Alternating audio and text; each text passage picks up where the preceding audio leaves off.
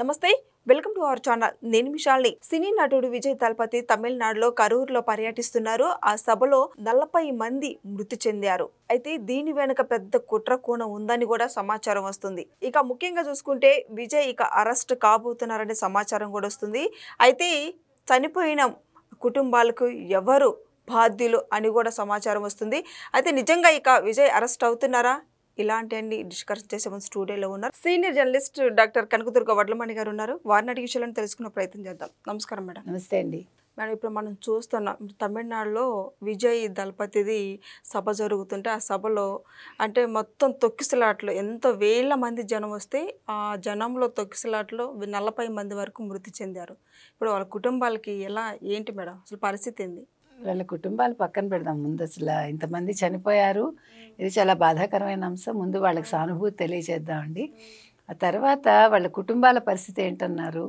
అది నిజంగా అంటే హృదయ విదారకమైన విషయం అది అందుకని వాళ్ళందరూ కూడా చాలా దుఃఖంలో మునిగి ఉన్నారు అసలు ఎలా జరిగింది ఏంటి ఎందుకు జరిగింది ఇక్కడ తప్పు ఎవరిది అనేది చూస్తే తప్పు రెండు పక్కలా కనిపిస్తుంది అంటే ఇటు విజయ్ది అటు డిఎంకే ప్రభుత్వాన్ని స్టాలిన్ ప్రభుత్వాన్ని అంటే మీరు ఏ రకంగా అడగచ్చు ఒకటి విజయ్కి పర్మిషన్ ఇచ్చింది రాత్రి 7 నుంచి 10 వరకు అయితే విజయ్ వచ్చింది రాత్రి 7:40కి మధ్యాహ్నం 1 గంటకి వస్తానని చెప్పాడు ఆయన 10,000 మంది వస్తారని అనుకున్నారు కానీ 27,000 మంది వచ్చారట అయితే ఇక్కడ అసలు వాళ్ళు అడిగిన ప్రాంతం వేరు ఫస్ట్ ర్యాలీ పెట్టుకోవడానికి కానీ ప్రభుత్వం ఇచ్చిన ప్రాంతం వేరు ప్రభుత్వం ఒక అందరూ తిరిగే ఒక ప్లేస్ ఇచ్చారు వాళ్ళు అంటే చాలా సన్నగా ఉంది ఇరుగ్గా ఉంది ఆ మార్గం అక్కడ ఇన్ని వేల మంది గుమిగూడితే అది అసలు ఎంత కష్టం ఆలోచించండి మధ్యాహ్నం 1 గంటకు వస్తానన్న ఆయన రాత్రి 7:40కి వచ్చారు కాబట్టి అంటే ఆల్మోస్ట్ 7 గంటలు ఆయన లేట్ చేశారు అలాంటప్పుడు సభ అసలు క్యాన్సిల్ చేసుకోవాలి ఎందుకంటే వాళ్ళందరూ కూడా పిల్లలతో వస్తారు మహిళలు ఉంటారు యంగ్స్టర్స్ ఉంటారు ఆకలికి నకనకలాడతారు దాహం వేస్తుంది సరైన వాళ్ళకేమీ అక్కడ సౌకర్యాలు పెట్టరు కదా వాళ్ళంతా వాళ్ళు విల్లింగ్గా వచ్చేది ఇదంతా కూడా సో అటువంటి సిచ్యువేషన్లో ఈయన రాత్రి వరకు వెయిట్ చేయించి రావడం ఏంటి ఒక విషయం రెండోది వచ్చాక వాళ్ళందరూ అక్కడ ప్లేస్ లేకపోవడంతో ఆ వాహనం వెంట పరిగెట్టారు సరే ఆయన మాట్లాడి ఇంక 5 నిమిషాల్లో ముగిస్తారనగా తొక్కిసలాట జరిగింది తొక్కిసలాట జరగటానికి వీళ్ళు చెప్తున్న కారణం ఏంటంటే రాళ్ళు విసిరారు పోలీసులు లాఠీ చార్జీ చేశారని ఇంకొక వాదన పోలీసులు ఎందుకు లాఠీ చార్జీ చేయాల్సి వచ్చింది అసలు ఆ సమయంలో అంబులెన్స్ వచ్చింది అంబులెన్స్లు ఎందుకు వచ్చాయి ఇప్పుడు మీరు ఒక మార్గాన్ని మీరు ర్యాలీకి ఇచ్చాక ర్యాలీ అంటేనే ప్రజలు గుమిగూడతారు ప్రజలు గుమిగూడినప్పుడు మీరు అంబులెన్స్లకి వేరే మార్గం లేదా అసలు అంబులెన్స్ వస్తాయని తెలుసు మీకు అది ప్రజలు నడియాడే ప్రదేశం అన్నప్పుడు అంబులెన్స్లా రావచ్చు ఇంకేదైనా ఎమర్జెన్సీ ఉండొచ్చు అలాంటప్పుడు అటువంటి చోట మీరు ర్యాలీకి ఎలాగా అనుమతి ఇచ్చారు ఆ అంబులెన్స్ రావడంతో వాళ్ళు దారి ఇవ్వాల్సి వచ్చి వీళ్ళని అంటే వెనక్కి వెళ్ళమంటే అక్కడ తొక్కిసలాట జరిగింది సో ఇక్కడ ఎవరి తప్పు అంటారు రెండు పక్కల తప్పు ఉందిగా తర్వాత ఈలోగా స్టాలిన్ 1 గంటకి వెళ్ళి వాళ్ళని పరామర్శించాడు కరూరు హాస్పిటల్లో బాధితుల్ని ఇప్పటికి 41 మంది ఎంతమందో అంటున్నారు 80 మంది గాయపడ్డారు ఇది చాలా పెద్దది చెప్పాలంటే మనకి తెలిసి ఇప్పటికి ఒక 2-3 జరిగాయి ఈ రకంగా మొత్తం భారతదేశంలో ఇటీవల కాలంలో ఆ జరిగిన దాంట్లో ఇది కూడా ఒక పెద్ద స్టాంపీడే రెండోది ఏమైందంటే ఒక అతను పిటిషన్ వేశాడు హైకోర్టులో ఇక్కడ కరూరుకి సంబంధించిన ఒక డిఎంకే కార్యకర్త అనుకుంటాను అతను ఏం వేశాడంటే ఇంక మీదట ఎవరు విజయ్కి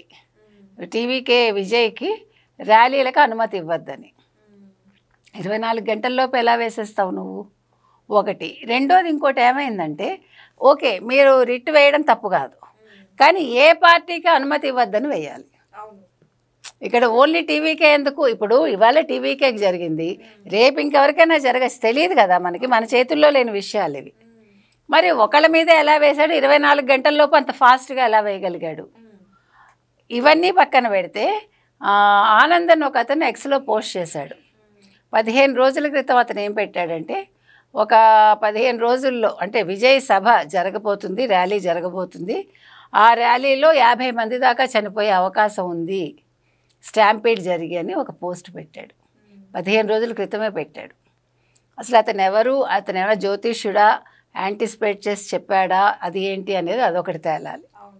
అంటే ఇన్ని ఉన్నాయండి ఈ అంశంలో. అయితే మనం ముఖ్యంగా ముందు మాట్లాడుకోవాల్సింది ఏంటంటే, తమిళనాడులో మీకు యాక్చువల్గా రాజకీయ నాయకులన్న వ్యామోహమే, సినిమా వాళ్ళంటే ఇంకా పెద్ద వ్యామోహం అక్కడ. ఒక ఎంజీఆర్, ఒక కరుణానిధి, తర్వాత ఎవరిని తీసుకున్నా మీరు, విజయ్ కావచ్చు, లేకపోతే అజిత్ కావచ్చు, అసలు ఎవరు వచ్చినా కూడా పిచ్చి అనమాట వాళ్ళకి. ఇంకా గుళ్ళు కట్టించారు, రజనీకాంత్, కమల్ హాసన్, రజనీకాంత్ గుడి కట్టించారు. తర్వాత హీరోయిన్లు కూడా అక్కడ గుడి కట్టిస్తారు. ఖుష్బూ కట్టారు, తర్వాత హన్సిక కట్టారు, ఇంకెవరెవరికో కట్టారు వాళ్ళు. అంటే ఎందుకు సిమ్రాన్ కూడా కట్టినట్టున్నారు. అంటే అదొక పిచ్చి వాళ్ళకి. అసలు సౌత్లోనే సినిమా వాళ్ళంటే ఒక ఇష్టం. ఆ ఇష్టంలో కూడా తమిళనాడులో ఎక్కువ, ఆంధ్రాలోనూ ఉంది, కర్ణాటకలో ఉంది, ఎక్కడైనా ఉంది, కానీ తమిళనాడు ఇంకా ఎక్కువ. అయితే మీరు ఒకటి గమనించండి, సినిమా వాళ్ళు రాజకీయాల్లోకి వస్తున్నారు అంటే రాజకీయం అనేది తెలియకుండా ఎంట్రీ ఇస్తున్నారా? ఇప్పుడు విజయ్ యాంటిసిపేట్ చేయాలి కదా. ఇవాళ డీజీపీ ఏమంటున్నారు, వెంకటరామ్ గారు, మేము 10,000 మంది అన్నారు, మేము 20,000 మంది పైగా యాంటిసిపేట్ చేసి పోలీస్ సెక్యూరిటీ ఇచ్చాము, కానీ అక్కడ ఎక్కువ పోలీసులు పెట్టడానికి లేదు, ఎందుకంటే అది ప్రజలు తిరుగుతూ ఉంటారు కాబట్టి వాళ్ళకి ఇబ్బంది అవుతుందని. ప్రజలు తిరుగుతూ ఉంటారు, ఇబ్బంది అవుతుంది అన్నప్పుడు అసలు మీరు ర్యాలీకి అక్కడ అనుమతి ఇవ్వకూడదు. ఇప్పుడు 2 రకాలండి, ఇస్తే ఓ బాధ, ఇవ్వకపోతే ఓ బాధ. కాబట్టి దీని మీద ఒక నిర్ణయం తీసుకోవాలి. కోర్టులు కూడా దీని మీద ఆలోచించాలి. ఇప్పుడు మీరు సినిమా ఫంక్షన్స్ చేస్తున్నారండి, ప్రీ లాంచింగ్ చేస్తారు, పోస్ట్ లాంచింగ్ చేస్తారు, తర్వాత విజయోత్సవాలు చేస్తారు, ఇన్ని రకాలు చేస్తారు. దీనన్నింటికి కూడా మీ అభిమానులు వస్తారు, వచ్చి ఎవరో ఒకరు చనిపోతారు కొన్నిసార్లు. అసలు ఎందుకు పెడతారని పెట్టకండి, మీరు వర్చువల్గా చేసుకోండి. యూనిట్ ఒకటే వర్చువల్గా చేసేసి ఎక్కడికక్కడ వాళ్ళని నెట్లో చూసుకోమనండి, వర్చువల్గా పాల్గొమనండి, గొడవ ఉండదుగా, ఖర్చు తగ్గుతుంది, ప్రజలకు ఇబ్బంది ఉండదు, ముందు పబ్లిక్ ఇబ్బంది పడరు, ట్రాఫిక్ సమస్యలు ఉండవు. ఈవెన్ ఈ ర్యాలీలకు కూడా అనుమతి ఇవ్వకూడదండి, సభలు పెట్టుకోమనండి, సభలు కూడా పరిమితంగా పెట్టుకోవాలి, ఏ పార్టీ అయినా సరే. మేడం ఇప్పుడు మరి విజయ్ని అరెస్ట్ చేస్తారనే సమాచారం వస్తుంది, ఏమంటారు మేడం? ఇప్పుడు అరెస్ట్ చేసే అవకాశాలు ఉన్నాయండి, కానీ స్టాలిన్ ఆలోచిస్తాడు. ఇప్పుడు ఈ స్టాంపీడ్ అనేది విజయ్కి మైనస్, స్టాలిన్కి ప్లస్ అనుకుంటున్నారు. ఇప్పుడు స్టాలిన్ కనుక విజయ్ని అరెస్ట్ చేస్తే దాని ఇంపాక్ట్ డిఎంకే మీద ఉంటుంది. అయితే ఇక్కడ ఇంకొకటి, దీన్ని ఇప్పుడు బీజేపీ క్షుణ్ణంగా గమనిస్తుంది. ఇప్పుడు బీజేపీ ఆపన్నహస్తం ఇస్తుందా విజయ్కి?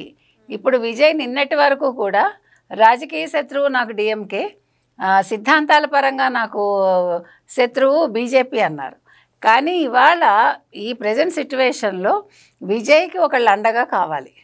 ఎందుకంటే మొన్న అది జరగగానే ఆయన మాట్లాడకుండా వెళ్ళిపోయాడు, ఆయన స్పీచ్ ఆపేశాడు, మీడియాతో మాట్లాడలేదు. నిన్న పొద్దున్న వరకు ఆయన స్పందించలేదు. నిన్న పొద్దున్న ఎక్స్లో స్పందించాడు ఆయన, నాకు గుండె పగిలిపోయింది, నేను దుఃఖంలో ఉన్నాను, ఇవన్నీ చెప్పాడు ఆయన. సరే, సినిమా వాళ్ళు కాబట్టి వాళ్ళు ఏదైనా యాక్ట్ చేయగలరు, రాజకీయ నాయకులు యాక్ట్ చేస్తారు, మనం కళ్ళతో చూస్తున్నాము, అయినా ప్రజలు గుడ్డిగా నమ్ముతారు, అది వేరే విషయం. కాబట్టి ఇప్పుడు ఈ సిట్యువేషను బీజేపీకి అడ్వాంటేజ్గా మారుతుందా? ఎందుకంటే ఇప్పుడు సౌత్లో ముఖ్యంగా తమిళనాడులో బీజేపీ బాగా వేయలేదు. ఎప్పుడైతే ఇక్కడ తెలంగాణలో బీఆర్ఎస్గా మారాక టీఆర్ఎస్ ప్లస్ కవిత ఇన్సిడెంట్ ఏదైతే జరిగిందో అరెస్ట్ అనేది లిక్కర్ స్కామ్లో, అప్పుడు బీజేపీకి ఒక అడ్వాంటేజ్ వచ్చింది. ఫస్ట్ పసుపు బోర్డు అనేది వాళ్ళకి బీజేపీకి అవకాశాన్ని ఇచ్చింది. ఆ తర్వాత లిక్కర్ స్కామ్ అనేది బీజేపీకి మంచి అవకాశం ఇచ్చింది. వేరేస్ మీకు ఆంధ్రాలో పెద్దగా బీజేపీ ఏం లేదు, కానీ తమిళనాడులో వాళ్ళకి ఎంట్రీ పాయింట్ కావాలి. ఇప్పుడు ఎందుకు కావాలి? వాళ్ళు ఆల్రెడీ అన్నామలైతో ట్రై చేశారు, అన్నామలై కొద్దిగా ఓటింగ్ శాతం తీసుకురాగలిగారు, కానీ అక్కడ ఉండే మళ్ళా కుల రాజకీయాల వల్ల అన్నామలైని పక్కకు పెట్టారు, ఇక్కడ బండి సంజయ్ని పెట్టినట్టు. సో అన్నామలై ఇవాళ ఒక స్టేట్మెంట్ ఇచ్చారు, ఇందులో విజయ్ తప్పేం లేదు, ప్రభుత్వ వైఫల్యం అని ఈ విషయంలో. అంటే మీకు అర్థమైంది కదా, బీజేపీ పరిస్థితిని గమనిస్తోంది, విజయ్తో మంతనాలు సాగించవచ్చు. మొన్న ఎడప్పాడి వెళ్ళి కలిశాడు అమిత్ షా వాళ్ళని, మేము టీవీకే తోటి కలుద్దాం అనుకుంటున్నామని. సో ఇప్పుడు ఈ సిట్యువేషన్ అనేది ఏమవుతుందంటే రేపొద్దున్న డిఎంకేకి ప్రతిపక్షంగా వీళ్ళందరూ ఒక కూటమిగా ఏర్పడి టీవీకే కావచ్చు, బీజేపీ కావచ్చు, ఏఐడిఎంకే కావచ్చు, ఇవన్నీ కూడా ఈ చిన్న పార్టీలు ఇవన్నీ కలిపి చేరి వాళ్ళు ఒక కూటమయ్యి మరి ఎవరిని సీఎం క్యాండిడేట్గా ప్రొజెక్ట్ చేస్తారు, ఎడప్పాడియా లేదు విజయ అనేది తేలాలి. సో ఈ సిట్యువేషన్ అనేది ఇప్పుడు బీజేపీకి కొద్దిగా అనుకూలంగా మారే అవకాశం ఉంది. ఏది ఏమైనా టీవీకే విషయంలో, ముఖ్యంగా విజయ్ విషయంలో డిఎంకే కూడా ఇందాక కూడా ఈయనెవరు స్టాలిన్ గారు ప్రెస్తో మాట్లాడుతూ ఈ విషయాన్ని ఇప్పుడు మాట్లాడే అంశం కాదు, తొందరపాటు నిర్ణయాలు ఏమీ ఉండవన్నారు. ఆయన ఇప్పుడు తొందరపడి ఆయన బాధితులకు ఇచ్చారు, ప్రకటించారు. విజయ్ వచ్చి 20 లక్షలు 2 లక్షలు ఏదో ప్రకటించినట్టున్నారు ఆయన. సో కేంద్రం కూడా ఇస్తుంది, మోదీ కూడా ప్రకటించినట్టున్నారు. సో అయితే ఒకటి ఇప్పుడు మనం చూసుకుంటే కనుక అయితే అల్లు అర్జున్ విషయంలో ₹1 ఇస్తేనే అందరూ చాలా గందరగోళం చేశారు. మరి 20 లక్షలు అంటే తక్కువే కదా, మరి ఏం చేస్తారో చూడాలి. Thank you.